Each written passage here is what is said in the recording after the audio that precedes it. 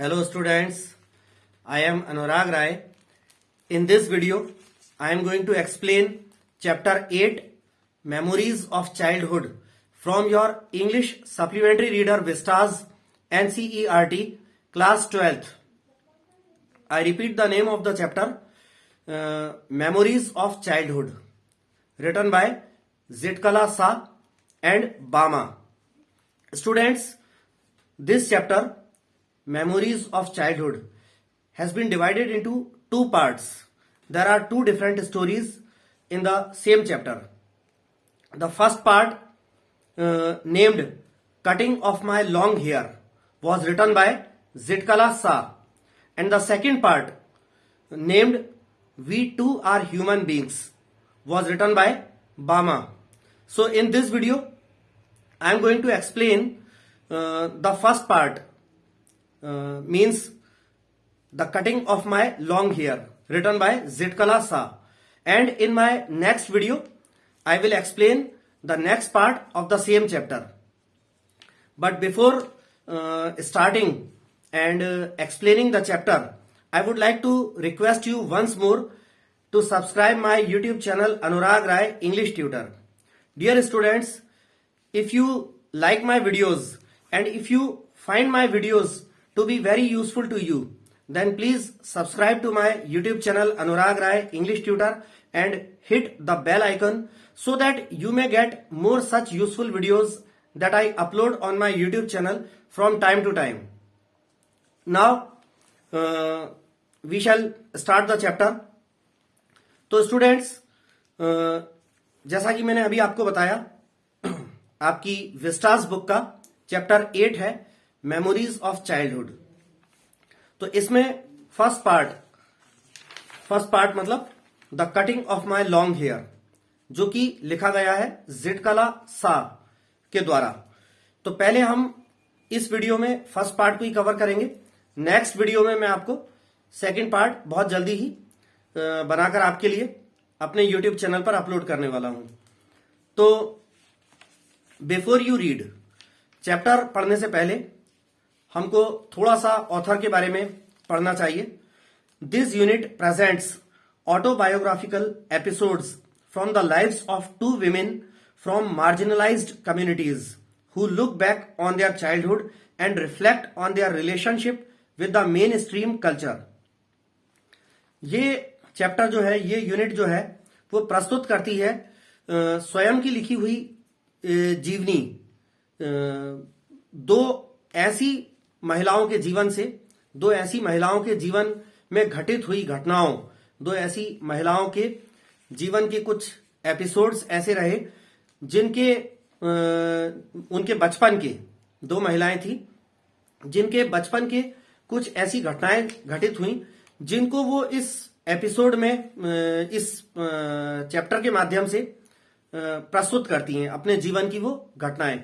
तो ये जो एपिसोड है, ये घटनाक्रम जो है, ये ऑटोबायोग्राफिकल मोड में है. यानी कि ये जो दोनों लेडीज हैं, जिटकला सा ऑथर और बामा, ये इन दोनों ने जो लिखा है, ये अपने खुद पर बीते हुए, अपने ही बचपन का के जो इंसिडेंसेस, कुछ यादगार जो रहे होंगे, उनको लिखा है उन्होंने.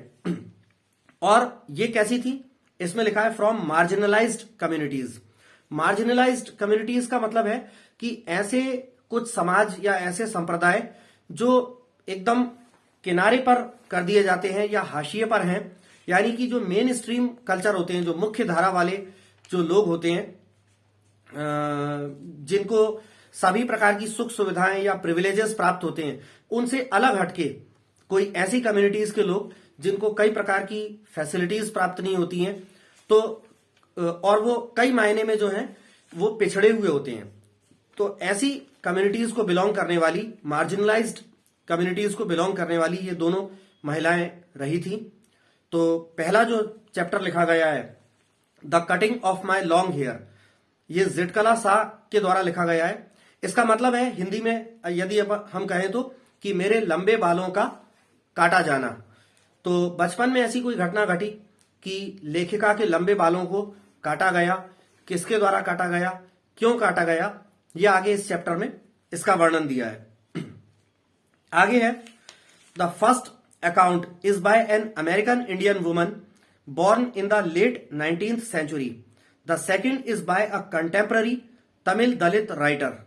तो पहला जो वर्णन है अपने बचपन की कुछ घटनाओं का, जो पहला वर्णन है वो एक अमेरिकन इंडियन वुमन के द्वारा, जो कि 19th सेंचुरी के यानी कि पीछे का जो समय है उसमें जन्मी अमेरिकन इंडियन वुमन, या इसमें एक टर्म आगे आएगी नेटिव अमेरिकन।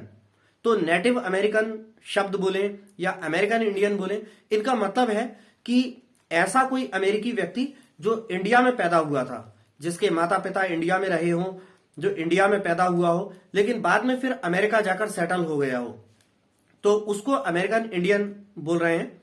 आगे इसी चैप्टर में नेटिव अमेरिकन शब्द भी, अमेरिकन इंडियन जो टर्म आई है इसी के लिए नेटिव अमेरिकन टर्म का भी इसी चैप्टर में प्रयोग किया गया है। और दूसरा जो अकाउंट है, दूसरा जो वर्णन है वो इन्हीं के कंटेम्पररी यानी जो जिटकला शाह हैं, इन्हीं के समकालीन एक तमिल, जो भारत में दक्षिण भारत का एक राज्य है तमिल, तो तमिल दलित लेखिका बामा के द्वारा दूसरा वर्णन अपने बचपन का लिखा गया है।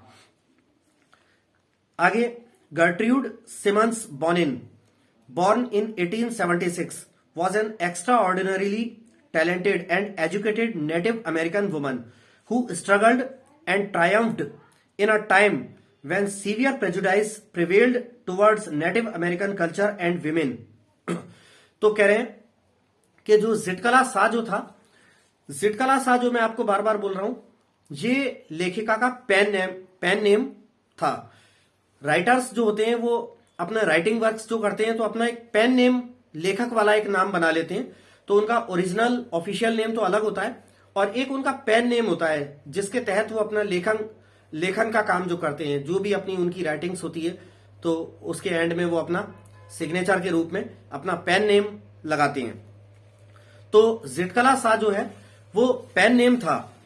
अब पेन नेम था तो उनका फुल ऑफिशियल नेम क्या है ये यहां बताया गया है, गर्ट्रूड सिमन्स बोनिन, जिनका जन्म 1876 में हुआ।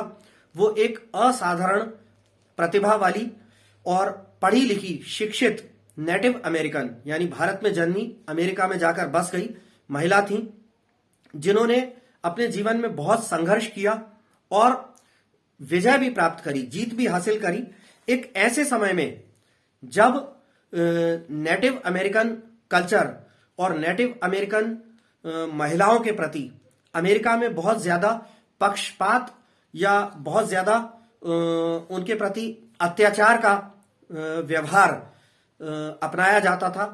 पूरे अमेरिका में नेटिव अमेरिकन्स और खास तौर पे नेटिव अमेरिकन विमेन के प्रति एक पक्षपात और अत्याचार वाला जो व्यवहार था वो व्याप्त था, फैला हुआ था। उस दौर में उन्होंने बहुत संघर्ष किया। जिटकला शाह ने, जिनका पूरा नाम है गर्ट्रूड सिमन्स बोनिन, तो इन्होंने स्ट्रगल भी बहुत किया और लेकिन जीत भी प्राप्त करी, विजय भी प्राप्त करी।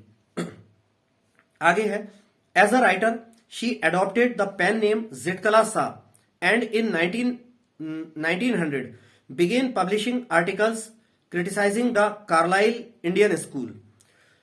लेखक के रूप में गर्ट्रूड सिमन्स बोनिन ने अपना एक पेन नेम रखा जिटकला शाह के नाम से और सन 1900 के दशक में उन्होंने अखबारों में अपने आर्टिकल्स, लेख लिखना, अखबारों में, मैगजीन्स में अपने लेख लिखना शुरू किया, लेख प्रकाशित करना शुरू किया, जिसमें उन्होंने कार्लाइल इंडियन स्कूल, अमेरिका में जो कार्लाइल जो है वो इंग्लैंड में एक सिटी का नाम है, तो कार्लाइल इंडियन स्कूल नाम से अमेरिका में कुछ स्कूल्स हैं, तो उनको क्रिटिसाइज करना, उनकी आलोचना उन्होंने अपने आर्टिकल्स में करना शुरू करी। Her works criticised dogma and her life as a Native American woman was dedicated against the evils of operation. इनके लिखा गया जो साहित्य है या उन्होंने जो भी लेख लिखे जो पत्रिकाएं लिखी या जो पुस्तकें आदि लिखी, जो भी राइटिंग का वर्क किया, उसमें कई सारे अपने राइटिंग वर्क्स में उन्होंने जो हठ धर्मिता होती है या रूढ़िवाद होता है, कि हठ धर्मिता का मतलब होता है कि कोई किसी चीज पे अड़ जाए कि नहीं, कोई भी बात हमारे अनुसार होगी और ऐसी ही होगी और उसमें हम बिल्कुल भी नहीं झुकेंगे, बिल्कुल भी कॉम्प्रोमाइज नहीं करेंगे। तो ऐसी हठ धर्मिता या रूढ़िवाद को उन्होंने अपने वर्क्स में क्रिटिसाइज किया है। और and her life as a Native American woman, और नेटिव अमेरिकन महिला के रूप में उनका जो जीवन रहा वो उन्होंने समर्पित किया किसके विरुद्ध? Against the evils of operation. जो ऑपरेशन का मतलब होता है दमन या अत्याचार, यानी किसी को दबाकर कुचल कर रखना। तो दमन, अत्याचार या कुचलना, इसके इनकी जो बुराइयां रही, ऑपरेशन की जो बुराइयां रही, उसके विरुद्ध इन्होंने अपना जीवन समर्पित किया। तो ये इस चैप्टर में हम केवल फर्स्ट पार्ट कवर करेंगे, the cutting of my long hair, written by Gertrude Simmons Bonnin, और we can also call the author by her pen name Zitkala Sa. The cutting of my long hair मतलब मेरे लंबे बालों का काटा जाना। तो इसमें लेखिका लिखती हैं, the first day in the land of apples was a bitter cold one, for the snow still covered the ground and the trees were bare. तो लेखिका कहती है कि लेखिका का यहां क्या हुआ है, मैं आपको इसको एक्सप्लेन करने से पहले बता दूं कि लेखिका बचपन में अपने माता पिता के साथ जरूर रहती थी, लेकिन कुछ वर्षों बाद उनको एक बोर्डिंग स्कूल में भेज दिया गया, अमेरिका के ही एक बोर्डिंग स्कूल में भेज दिया गया। और वहां पर बोर्डिंग स्कूल के जो टीचर्स आदि थे, लेडी टीचर्स वगैरह, वो सभी बच्चों को अपने अकॉर्डिंग कि अमेरिकन कल्चर में बलपूर्वक ढालना चाहते थे और अमेरिकन कल्चर के हिसाब से उनको एजुकेट करते थे। तो लेखिका के साथ भी वैसा ही किया उन्होंने जैसा वो सभी बच्चों के साथ करते थे। तो लेखिका कहती है, the first day in the land of apples was a bitter cold one. तो जिस स्कूल में वो गई, जिस जगह पे वो पढ़ने गई बोर्डिंग स्कूल में, उसको वो लैंड ऑफ एप्पल्स के नाम से संबोधित करती है, क्योंकि वहां उस एरिया में एप्पल्स बहुत उगते हैं, सेबों की बहुत पैदावार होती है। तो पहला दिन मेरा लैंड ऑफ एप्पल्स में जो पहला दिन था वो बहुत ही कड़ाके का ठंड से भरा दिन था, क्योंकि स्नोफॉल हो रहा था और ग्राउंड जो है, जमीन जो है, सफेद बर्फ से ढकी हुई थी और पेड़ जो है बिल्कुल खाली थे, पेड़ों पर सिर्फ बर्फ थी। स्नोफॉल के दौरान जो है उनकी लीव्स जो है झड़ जाती हैं और बर्फ ही बर्फ पेड़ों पे ढकी होती है। तो पहला दिन बहुत ही बिटर कोल्ड, कड़ाके का ठंड से भरा था। A large bell rang from for breakfast, its loud metallic voice crashing through the belfry overhead and into our sensitive ears. लेखिका कहती है कि ब्रेकफास्ट के लिए, सुबह नाश्ते के लिए एक बड़ी सी घंटी बजी, बहुत बड़ी सी घंटी बजी। एक ऊपर की ओर एक टावर सा था जिसपे वो घंटा घर सा होता है, जो आपने पुराने जमाने के कोई स्कूल या चर्च आदि देखे हो कि एक घंटा घर सा होता है, टावर सा होता है और उस पर बहुत बड़ा सा घंटा लगा दिया होता है और उसको रस्सी खींचते हैं तो वो घंटा बज जाता है। तो वो सिग्नल होता है कि चर्च में प्रेयर का टाइम हो गया है, या कोई बोर्डिंग स्कूल है तो नाश्ते आदि का, लंच का टाइम हो गया है। तो ऐसे ही घंटा घर, बेल फ्राई जो बोल रहे हैं, तो घंटा घर का ऊपरी हिस्सा होता है जहां बहुत बड़ा मेटल का घंटा होता है। तो कह रही है कि वहां बेल फ्राई पे से, घंटा घर के ऊपरी हिस्से पे से एक तेज मेटल के बने, धातु के बने घंटे को बजाया गया। उससे बहुत तेज साउंड आया। वो नाश्ते का संकेत था कि सभी बच्चों के, बोर्डिंग स्कूल में रहने वाले बच्चों को नाश्ते का के समय के लिए रिमाइंड कराने के लिए वो बजा था घंटा। और इतना तेज उसका घंटे का साउंड था कि जो हवा को चीरता हुआ सा हमारे सेंसिटिव ईयर्स में, हमारे संवेदनशील कानों में तेज आकर उसकी आवाज घुस रही थी। The annoying clatter of shoes on bare floors gave us no peace. लेखिका कहती है कि अब जैसे ही घंटे की आवाज सुनी तो सारे बच्चे, गर्ल्स, बॉयज जो अपने शूज पहने हुए थे, मजबूत और ठोस हील्स वाले शूज, उनका जो क्लैटर का खड़खड़ाने का साउंड आ रहा था ग्राउंड पे, खटर खटर, अगर जैसे बहुत सारे सैकड़ों की तादाद में बच्चे किसी स्कूल में शूज पहने और ग्राउंड में चल रहे हो तो जूतों की जो खट खट का साउंड आता है, उससे बिल्कुल भी लेखिका कहती है कि शांति नहीं मिल रही थी, उससे मेरी शांति भंग हो रही थी। The constant clash of harsh noises with an undercurrent of many voices murmuring an unknown tongue made a bedlam within which I was securely tied। तो लेखिका कहती है कि the constant clash of harsh noises, तो कह रही है तेज और कठोर आवाजों की लगातार आने वाली गूंज और टकराहट, जूतों की खटखट की तेज आने वाली लगातार आवाज, तेज और लगातार आती रहने वाली आवाज ने एक ऐसा अदेखा with an under current of many, voices बताती है कि जैसे बहुत सारी आवाजों का अदेखा शोर चला आ रहा हो। मर्मरिंग एन अननोन टंग, और एक अननोन टंग का मतलब है कि अननोन लैंग्वेज, और एक ऐसी जुबान में वो स्कूल के दूसरे बच्चे जो है एक ऐसी जुबान में बात कर रहे थे जो लेखिका उनकी लैंग्वेज नहीं जानती थी। तो एक अननोन टंग में, एक अननोन लैंग्वेज में वो लोग बात कर रहे थे। इससे जूतों की खड़खड़ के साउंड से और वो जो बातें कर रहे थे, जो लैंग्वेज लेखिका को समझ में नहीं आ रही थी, उन सब से इतना हंगामा हो रहा था जिसमें वो एकदम कस के जकड़ी हुई थी। उस हंगामे के कारण, उस हंगामे के बीच फंसी हुई थी लेखिका। आगे बताती है, and though my spirit tore itself in struggling for its lost freedom all was useless. और लेखिका कहती है कि और हालांकि मेरे भाव या मेरे जोश अपने आप को स्वयं को आजाद कराने के संघर्ष के, मेरे भाव या मेरे जोश स्वयं को स्वतंत्र कराने के संघर्ष के, वो जो है अपने आप में ही ऐसा लग रहा था कि जैसे छिन्न भिन्न हो रहे हों, कट रहे हों, और मेरे सारे प्रयास जो हैं यूजलेस, व्यर्थ मुझे लगे। क्योंकि लेखिका को अब वो जान गई थी कि उसे घर से यहां भेज दिया गया है बोर्डिंग स्कूल में, अब उसे यहीं रहना है और वो यहां से बचकर नहीं जा सकती। तो यहां के वातावरण में ही रहना है। ये जो शोर हो रहा है जिससे उसके दिमाग को, उसके मन को अनरेस्ट मिल रहा है, उस सब से वो बचकर नहीं जा सकती, उसी के बीच उसे रहना है। तो उसके जो प्रयास थे या उसके जो भाव थे, उसके स्पिरिट थे अपने आप को आजाद कराने के, वो जो है उसे व्यर्थ लगे। आगे है, a pale face woman with white hair came up after us. लेखिका बोलती है कि हमारे पीछे पीछे सारे बच्चे अंदर स्कूल की ओर, एक बड़े से हॉल की ओर जहां पे मैस होगी बच्चों के नाश्ते की, वहां के लिए जा रहे थे। तो कहती है कि हमारे पीछे की ओर एक पीले, फीके और पीले से चेहरे वाली एक औरत हमारे पीछे पीछे बढ़ने लगी। वो उस बोर्डिंग स्कूल की इंचार्ज या टीचर रही होगी। We were placed in a line of girls who were marching into the dining room. हमें एक गर्ल्स की एक कतार में खड़ा कर दिया गया, गर्ल्स की एक लाइन में हमें खड़ा कर दिया गया, जो कि धीरे धीरे एक एक करके one by one dining room के अंदर जा रही थी ब्रेकफास्ट के लिए। These were Indian girls in stiff shoes and closely clinging dresses.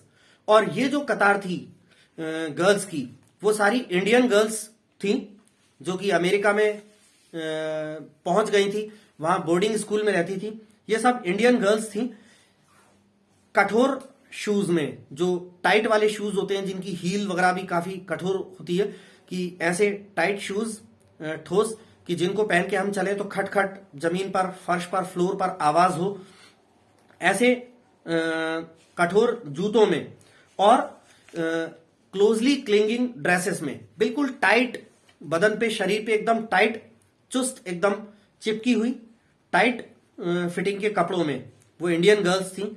The small girls वोर sleeved aprons and shingled hair. उसमें जो छोटी लड़कियां थी वो स्लीव वाली जो एप्रन होता है, एप्रन यानी कि अपने कपड़ों के ऊपर से पहने जाने वाला जो कपड़ा होता है, जो खाना खाते टाइम या खाना बनाते टाइम, कुकिंग करते समय आमतौर पे पहना जाता है कि जिसमें खाने वाने का कोई छींटे कपड़ों पर ना आ जाए। तो छोटी गर्ल्स स्लीव्स वाली एप्रन्स पहनी थी, कपड़ों के ऊपर से पहने जाने वाला पोशाक जो खाने के कोई छींटे वीटों से अपने कपड़ों को बचाने का काम करता है। वैसे स्लीव वाली एप्रन्स पहनी थी छोटी गर्ल्स, और उनके बारीक बारीक बाल कटे हुए थे, उनके बाल बारीक बारीक कटे हुए थे। As I walked noiselessly in my soft moccasins, I felt like sinking to the floor, for my blanket had been striped from my shoulders. लेखिका कहती है कि जब मैं बिना आवाज के अपने सॉफ्ट मोकेसिन्स जो है वो कहते हैं चमड़े या कपड़े की बनी हुई बिल्कुल सॉफ्ट जो जूती होती हैं, आमतौर पे कई सारी लेडीज पहनती हैं, जो सॉफ्ट कपड़े की या चमड़े की बनी हुई जूतियां होती हैं, जो कि चलते समय जो हार्ड शूज की तरह आवाज नहीं करती। उनको पहन के अगर हम चलें तो फ्लोर पे आहट नहीं होती, आवाज नहीं होती। लेखिका कहती है कि मैं अपने सॉफ्ट चमड़े के जूती पहनी हुई थी और बिना आवाज के नॉइजलेसली चली जा रही थी। तब मुझे ऐसा अचानक से लगा कि जैसे मैं फर्श पर झुकी जा रही हूं, क्योंकि मेरे कंधे पर जो मेरा ब्लैंकेट था उसे मेरे कंधों से पकड़कर हटा दिया गया था। तो यानी किसी ने या फिर वही जो पेल फेस वुमन जिसका लेखिका बात कर रही थी कि पीले फीके चेहरे वाली एक वुमन थी जो उनके पीछे आ रही थी, शायद उसी ने लेखिका के कंधे से, शोल्डर से उसका ब्लैंकेट हटा दिया होगा। I looked hard at the Indian girls who seemed not to care that they were even more immodestly dressed than I in their tightly fitting clothes. लेखिका कह रही है कि मैंने गौर से उन इंडियन लड़कियों को, उन इंडियन गर्ल्स को देखा जो कि मेरी तुलना में, जैसे मैं कपड़े पहनी थी, मेरी तुलना में कहीं ज्यादा अभद्रता पूर्वक या कहीं ज्यादा अभद्र लगने वाले, बेतुके लगने वाले कपड़े पहनी हुई थी। मेरी तुलना में कहीं ज्यादा बेतुके और अभद्र कपड़े पहनी हुई थी, टाइट फिटिंग वाले। मैंने उन लड़कियों को गौर से देखा। While we marched in, the boys entered at an opposite door. जब हम अंदर जा रहे थे तभी एक सामने वाले साइड से, दूसरी साइड के दरवाजे से बॉयज भी उस डाइनिंग हॉल में अंदर घुसे, अंदर आए। I watched for the 3 young braves who came in our party.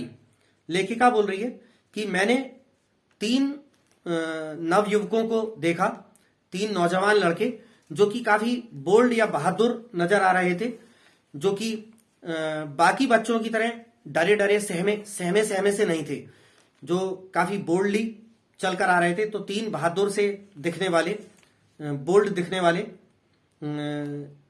नवयुवकों को मैंने देखा, जो कि हमारे ही दल में ब्रेकफास्ट के लिए हमारे ही जगह पे, हमारे ही दल में आ गए थे।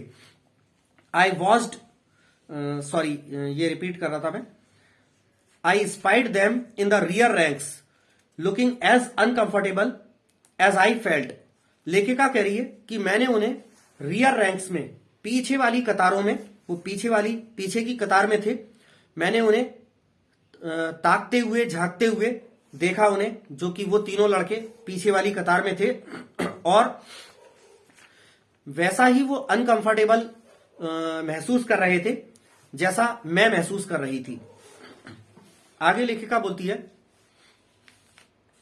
अ small bell was tapped and each of the pupils drew a chair from under the table. तो कह रही है कि एक छोटी सी घंटी बजी, and each of the pupils Drew a chair from under the table, और एक बड़ी सी, काफी बड़ी सी डाइनिंग टेबल रखी थी। जैसे बड़े बड़े बोर्डिंग स्कूल्स में जो बहुत लंबी डाइनिंग टेबल्स बनाई जाती हैं और काफी पास एक चेयर, फिर दूसरी, फिर तीसरी, फिर चौथी, फिर पांचवी, ऐसे कर करके काफी सारी चेयर्स होती हैं और अपोजिट डायरेक्शन में भी एक चेयर, फिर दूसरी, फिर तीसरी, चौथी, ऐसे काफी लंबी दूर तक इस टाइप की बनाई जाती है। मेस वगैरह जो होती हैं, आर्मी कैंटीन की या बोर्डिंग स्कूल की जो मेस या डाइनिंग रूम होते हैं उनमें काफी सारे स्टूडेंट्स को बैठने लायक लंबी लंबी डाइनिंग टेबल बनाई जाती हैं जिसमें बहुत सारी चेयर्स होती हैं। तो लेखिका बोलती है कि एक छोटी सी घंटी बजी, जिसके बाद हर एक प्यूपिल माने शिष्य, यहां पे स्टूडेंट से अर्थ है कि जिसके बाद हर एक स्टूडेंट ने टेबल के नीचे से अपने अपने जहां वो खड़े थे, हर एक स्टूडेंट ने अपने अपने सामने से टेबल के नीचे से चेयर को खींचकर बाहर निकाला।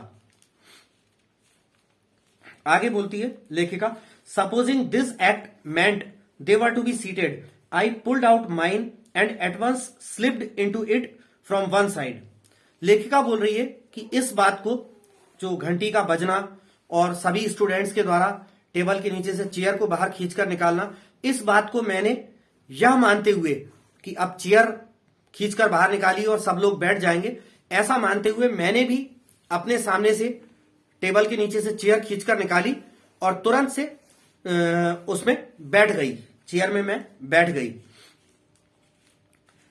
But when I turned my head I saw that I was the only one seated and all the rest at our table remained standing.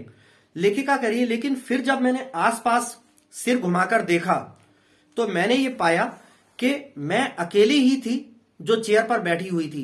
बाकी जितने भी स्टूडेंट्स थे वो सारों ने टेबल के नीचे से चेयर तो निकाल ली थी, लेकिन चेयर के पास ही वो खड़े हुए थे, बैठे नहीं थे। यानी कि अभी बैठने का और उनको सिग्नल मिलेगा तब वो बैठेंगे। आगे लेखिका बोलती है, just as I began to rise looking shyly around to see how chairs were to be used, a second bell was sounded. और लेखिका को तुरंत समझ में आ गया कि जो फर्स्ट बेल बजी थी वो संकेत था सिर्फ चेयर्स को खींचकर बाहर निकालने का। तो लेखिका ने सोचा कि अब और एक बेल बजेगी तब स्टूडेंट्स बैठेंगे। तो और लेकिन हुआ क्या था कि फर्स्ट बेल पे सारे स्टूडेंट्स ने तो चेयर निकाल ली थी, लेखिका ने भी, जिटकला शाह ने भी चेयर बाहर निकाल ली, लेकिन वो उस पर बैठ गई। मगर बाद में जब उसने देखा कि बाकी कोई नहीं बैठा है तो उसको समझ में आया कि बैठने के लिए फिर से शायद कोई दूसरी बेल बजेगी। तो लेखिका को वो बहुत ऑकवर्ड फील हुआ कि मैं अकेली बैठ गई, तो वो उठ के खड़ी हो गई। लेकिन जब वो उठ के खड़ी हुई वैसे ही सेकंड बेल बज गई बैठने वाली, तो सारे बच्चे बैठ गए, तो उसे दोबारा से फिर से बैठना पड़ा। आगे है कि all were seated at last and I had to crawl back into my chair again. अंततः दूसरी बेल के बाद सारे बच्चे बैठ गए और मुझे भी दोबारा से अपनी चेयर पर बैठना पड़ा। I heard a man's voice at the end of the hall and I looked around to see him. लेखिका कहती है कि मैंने हॉल के एक छोर में से, हॉल के एक कोने में से एक छोर से एक आदमी की आवाज सुनाई दी मुझे। मैंने हॉल के एक छोर से एक आदमी की आवाज सुनाई दी और मैंने आई looked around to see him, और मैंने वो जो आवाज किस आदमी की आ रही थी उसको देखने के लिए मैंने यहां वहां सिर हिलाया। But all the others hung their heads over their plates. लेकिन जब लेखिका ने यहां वहां सिर हिलाया तो उसके आसपास बाकी दूसरे बच्चे भी बैठे थे। उनमें से कोई भी बच्चा यहां वहां सिर नहीं किए हुए था, सिर्फ लेखिका ही सिर अपना इधर उधर कर रही थी उस आदमी की आवाज को देखने के लिए कि ये आदमी कौन बोल रहा है। उसने देखा कि सारे बच्चे, लेखिका ने देखा कि सारे बच्चे अपने अपने जो चेहरे हैं वो इस तरह, जैसे मैं अभी अपने फेस को नीचे की ओर लटका दिया है अपने बुक में, वैसे सारे बच्चे अपनी अपनी प्लेट्स में अपने सिर को नीचे झुकाए हुए थे। उसने देखा। As I glanced at the long chain of tables I caught the eyes of a pale face woman upon me. लेखिका ने बोला, जब मैंने जो टेबल्स की लंबी कतार जो लगी हुई थी, जहां थोड़ी थोड़ी दूर पे चेयर्स में बहुत सारे बच्चे बैठे थे, टेबल्स की लंबी कतार से जब सीधे मैंने आगे देखा तो मुझे वही फीके पीले चेहरे वाली वो औरत, जो कि हॉस्टल की, बोर्डिंग स्कूल की वार्डन शायद रही होगी, दोबारा से मैंने देखा कि वो पेल फेस वुमन जो है, पीले फीके चेहरे वाली महिला मुझे ही देख रही थी। Immediately I dropped my eyes wondering why I was so keenly watched by the strange woman. लेखिका कह रही है कि मैंने तुरंत ही अपनी नजरें जो हैं नीचे की ओर, अपनी प्लेट की ओर झुका ली, ये सोचते हुए और ये आश्चर्य करते हुए कि वो अजीब अनजान महिला मुझे ही क्यों घूर घूर कर देखे जा रही है। The man ceased his mutterings and then a third bell was tapped. वो आदमी जो हॉल के एक कोने से कुछ शब्द बोल रहा था, शायद वो कोई प्रेयर वगैरह गा रहा हो। कई जगह पे ऐसी परंपरा होती है कि भोजन वगैरह शुरू करने से पहले प्रेयर बोली जाती है, तो शायद वो आदमी कोई प्रेयर गा रहा हो। उसने अपनी प्रेयर, उसकी आवाज जो है बंद हो गई और फिर एक और तीसरी बेल बजी। फर्स्ट बेल तो बजी थी, उसका सिग्नल किस लिए था? चेयर्स बाहर निकालने के लिए। सेकंड बेल बजी थी चेयर्स पर बैठ जाने के लिए। और फिर प्रेयर के बाद, इस आदमी के द्वारा चैंट की जाने वाली प्रेयर के बाद एक और थर्ड बेल बजी। Everyone picked up his knife and fork and began eating. तो लेखिका कह रही है कि हर किसी ने अपनी नाइफ, अपनी छुरी और फॉर्क, कांटा, कांटेदार चम्मच वो उठा लिया और खाना शुरू कर दिया। I began crying instead, for by this time I was afraid to venture anything more. जबकि लेखिका ने क्या किया? लेखिका बोल रही है कि मैंने खाना नहीं शुरू किया, बल्कि इसके बदले मैं रोने लग गई। इसलिए क्योंकि वो जितनी गलतियां कर रही थी, अभी वो नई नई आई है, उसे नहीं पता कि कब किस मौके पे क्या करना है। बाकी बच्चों को पता था कि फर्स्ट बेल बजेगी तो हमें क्या करना है, सेकंड बेल बजेगी हमें क्या करना है। और लेखिका बहुत गलती करे जा रही थी और उसे कीनली, बड़े ही जिज्ञासु निगाहों के साथ उसे वॉच किया जा रहा था। तो इस बात से भयभीत लेखिका अब कुछ और उल्टा सीधा कुछ और गलत करने का साहस नहीं जुटा पाई। थर्ड बेल पे उसे समझ में नहीं आया कि क्या करना है थर्ड बेल पे। तो इस बात से उसने सोचा कि मैं कुछ और कर पड़ूं और मुझे घूर कर देखा जाए। इसके बजाय वो डरकर रोने लगी, जबकि दूसरे बच्चे नाइफ और फॉर्क उठाकर खाने लगे। But this eating by formula was not the hardest trial in that first day. लेखिका बोल रही है, लेकिन ये खाने के समय में होने वाला जो कठिन परीक्षा थी, ये ही उस पहले दिन, उस बोर्डिंग स्कूल में सबसे ज्यादा कठिन बात मेरे लिए नहीं थी।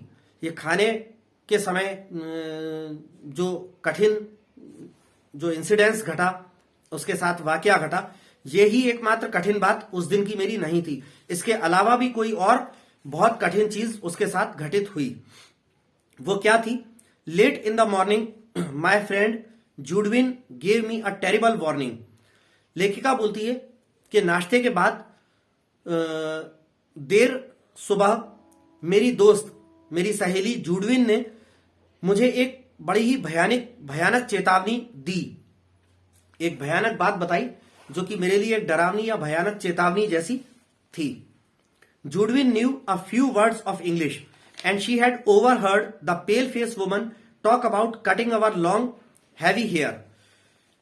जूडविन जो है कुछ थोड़ी बहुत इंग्लिश जानती थी और उसने उस पेल फेस वुमन, जो हॉस्टल की वो जो शिक्षिका थी, लेडी टीचर थी, पीले फीके चेहरे वाली औरत, उसको ऐसा कहते हुए सुना कि हमारे, यानी जूडविन के और मेरे हमारे जो लंबे लंबे बाल थे, लॉन्ग हेयर थे, उनको वो काट देंगे, ऐसा सुना था। और लेखिका अपने लंबे लंबे बालों से बहुत प्यार करती थी, तो ये उसके लिए एक बहुत ही टेरिबल, भयानक चेतावनी थी कि कोई उसके लंबे बालों को काटने वाला है।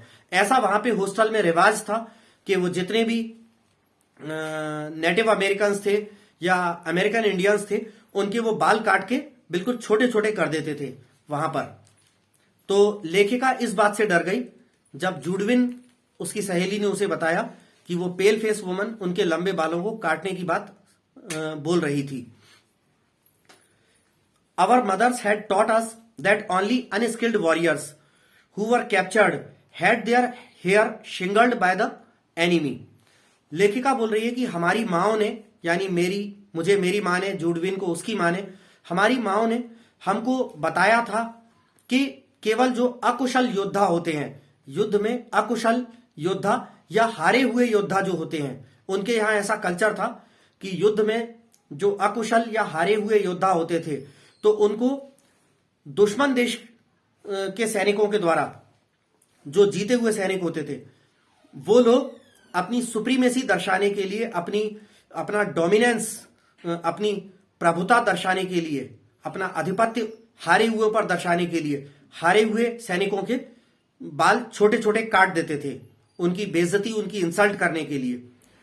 तो ऐसा लेखिका कहती है कि हमारी माओ ने हमें यह बताया था कि हारे हुए सैनिकों के जीते हुए सैनिकों द्वारा बाल काट दिए जाते थे छोटे छोटे। Among our people short hair was worn by mourners and shingled hair by cowards. लेखिका कहती है कि हमारे यहां, हमारे कल्चर में, हमारे आसपास के लोगों में छोटे बाल रखे जाते हैं मोर्नर्स के द्वारा, यानी मातम करने वाले लोगों के द्वारा। मतलब जिसके यहां किसी की डेथ हो जाए, किसी की मृत्यु हो जाए, तो वहां छोटे बालों को छोटा कर दिया जाता है। और जो कावर्ड्स, कायर लोग या हारे हुए लोग होते हैं, पराजित लोग होते हैं, उनके बिल्कुल छोटे छोटे बाल कतर दिए जाते थे, ऐसा लेखिका बोलती है। We discussed our fate some moments and when Judewin said we have to submit because they are strong, I rebelled. लेखिका बोली कि मैंने और मेरी फ्रेंड जुडविन ने कुछ पल के लिए तो हमारा जो किस्मत थी, हमारा जो भाग्य था या बदकिस्मती थी, उस पर डिस्कस किया कि जो उनके लंबे बाल काटे जाने वाले थे उसके ऊपर कुछ समय डिस्कस किया। और जब जुडविन ने कहा कि हमको अपने बाल देने ही पड़ेंगे क्योंकि वो लोग स्ट्रांग हैं, ताकतवर हैं, हम लोग कमजोर हैं, हम लोग उनके स्कूल में, बोर्डिंग स्कूल में पढ़ रहे हैं, हम लोग उनके ऊपर आश्रित हैं, वो लोग हमको रखे हुए हैं अपने स्कूल में और हमें आश्रितों की तरह पाल रहे हैं, वो लोग ताकतवर हैं। तो लेखिका ने उसका विरोध किया। No, I will not submit, I will struggle first, I answered. लेखिका ने उत्तर दिया जुडविन को कि नहीं, मैं अपने बाल नहीं दूंगी, मैं पहले संघर्ष करूंगी, मैं ऐसे ही अपने बाल नहीं दे दूंगी, मैं अपने बालों को बचाने का प्रयास करूंगी, लड़ूंगी, संघर्ष करूंगी। I watched my chance and when no one noticed I disappeared. मैंने अपने मौके की तलाश करी और जैसे ही मैंने देखा कि कोई मुझे देख नहीं रहा है तो मैं चुपके से गायब हो गई। I crept up the stairs as quietly as I could in my squeaking shoes, my moccasins had been exchanged for shoes. लेखिका कहती है कि मैं धीरे से सीढ़ियों से ऊपर चल के और जितना शांति से और बिना आवाज के मैं जा सकती थी, उतना शांति और बिना आवाज के मैं जाने की कोशिश कर रही थी अपने अब ठोस, कड़क, चरमराते हुए जूतों में। अब यहां पे बता दें कि अब उसके पैरों में उसके मोकेसिन्स नहीं है। वो जो मोकेसिन्स जो होते हैं, सॉफ्ट कपड़े या चमड़े के बनी हुई सॉफ्ट जूतियां जो चलने पे बिल्कुल आवाज नहीं करती, अब उसके पैरों में वो नहीं थी क्योंकि वो उतरवा कर उसको भी अदर गर्ल्स की तरह हार्ड शूज पहना दिए गए थे जो कि चलने में चरमराते थे और खटखट की आवाजें करते थे। लेकिन उन हार्ड, चरमराने और खटखट की आवाज करने वाले शूज के बावजूद वो धीरे धीरे सीढ़ियों पर चढ़ने लगी कि कहीं आवाज ना आए, जितना धीरे वो चल सकती थी। Along the hall I passed without knowing whither I was going. लेखिका बोलती है कि हॉल से होकर मैं जाने लगी बिना ये जाने कि मैं कहां जा रही थी। Turning aside to an open door I found a large room with 3 white beds in it. मैंने एक तरफ, कहती है turning aside to an open door, एक खुले हुए दरवाजे की तरफ जब मैं मुड़ी तो मैंने एक बड़ा सा कमरा पाया जिसमें मैंने 3 सफेद कलर के बेड पड़े हुए पाए। The Windows were covered with dark green curtains which made the room very dim. खिड़कियों पर डार्क कलर के हरे हरे पर्दे डले हुए थे और जिसके कारण बाहर की रोशनी उस बड़े से कमरे में नहीं आ रही थी और उसमें डिम यानी कि अंधेरा सा था। Thankful that no one was there I directed my steps toward the corner farthest from the door. इस बात का लेखिका कहती है कि बड़ा ही शुक्रगुजार रही मैं कि वहां उस रूम में कोई नहीं था और मैं दरवाजे से सबसे दूर वाले कोने तक चली गई उस कमरे में। On my hands and knees I crawled under the bed and huddled my self in the dark corner. लेखिका कहती है कि फिर मैं नीचे झुक करके अपने घुटने और पैरों के बल झुक करके एक बेड के नीचे खिसक के और वहां हडल होके, हडल माने सिमट कर, एकदम ऐसे सिमट कर, सिकुड़ कर बेड में एकदम नीचे कोने में जाकर वो छुप कर बैठ गई, क्योंकि वो नहीं चाहती थी कि कोई आए और उसे पकड़े और उसके ब्यूटीफुल लॉन्ग हेयर को काट दे। तो इसलिए वो एक कमरे में जाकर बेड के नीचे सिकुड़ कर छुप के बैठ गई और हरे हरे डार्क कलर के पर्दे लगे थे खिड़कियों पर, जिससे कमरे में अंधेरा सा था। आगे बोलती है, from my hiding place I peered out shuddering with fear wherever I heard foot steps near by. लेखिका बोलती है कि जब जब मैं उस कमरे के आसपास से गुजरते हुए फुट स्टेप्स, पैरों की आवाजों, आहटों को सुनती थी, तो मैं धीरे से बेड के नीचे से डरते हुए, डर के कांपते हुए बेड के नीचे से झांक कर देखती थी कि कहीं कोई मेरे पास इस कमरे में तो नहीं आ रहा। Though in the hall loud voices were calling my name and I knew that even Judewin was searching for me, I did not open my mouth to answer. हालांकि लेखिका कह रही है कि हालांकि वो नीचे डाइनिंग हॉल में मैंने सुना कि जोर जोर से मेरे नाम की आवाजें लगाई जा रही थी और मैं जानती थी कि यहां तक कि मेरी सहेली जूडविन भी मुझे ढूंढ रही थी, मुझे बिल्कुल निश्चित रूप से ढूंढ रही होगी। लेकिन मैंने उन आवाजों या मेरी सहेली जूडविन के द्वारा मुझे ढूंढे जाने के रिस्पॉन्स में मैंने कुछ भी नहीं कहा, अपना मुंह बिल्कुल नहीं खोला। Then the steps were quickened and the voices became excited. फिर लेखिका कहती है कि मुझे ढूंढने के लिए वो जो फुट स्टेप्स थे, पैरों की चहलकदमी से पैरों की जो आहटें थी, आवाजें थी, वो बहुत तेज होती गईं और मुझे पुकारने की आवाजें बहुत उत्तेजित होती गईं। बहुत एक्साइटेड तरीके से लेखिका जो थी उसको आवाजें लगाकर बुलाया जा रहा था, गुस्से और एक्साइटमेंट में। The sounds came nearer and nearer. वो आवाजें, मुझे पुकारने वाली आवाजें और पैरों की आसपास चलने और लोग बाग यहां वहां पैसेजेस में जा रहे, ढूंढ रहे थे ऊपर, तो फुट स्टेप्स की आवाजें और मुझे पुकारने की आवाजें पास और पास आती गईं। Women and girls entered the room. औरतें और लड़कियां उस कमरे में आ घुसी जिस कमरे में मैं बेड के नीचे कोने में छुप कर बैठी हुई थी।